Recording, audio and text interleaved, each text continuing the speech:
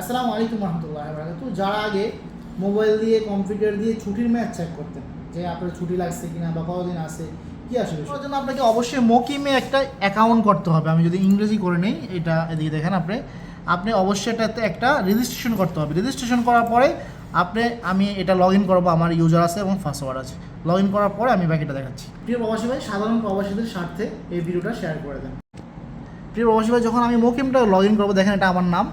আপনি চাইলে আপনার অ্যাকাউন্ট চেক করতে পারবেন, চাইলে আপনি অন্য আরেকজনও চেক করতে পারবেন। পাসপোর্ট নাম্বার যাদের কাছে আছে বা জন্ম তারিখ, এই দুটো যদি আমি অ্যাকাউন্ট নাম্বার দিই এবং জন্ম তারিখ দিই, তাহলে আমি এটা চেক করতে পারবো উইদাউট কস্ট, কোনো ফ্রি, অর্থাৎ এটা কোনো সার্ভিস চেক করতে কোনো ফি লাগবে না, টাকা লাগবে না, ঠিক আছে।